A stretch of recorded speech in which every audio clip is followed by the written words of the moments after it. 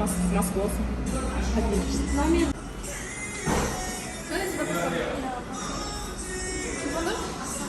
Я впервые в жизни пробую мекчу 여러분. На корейском это мекчу с чикен. 잘 먹겠습니다.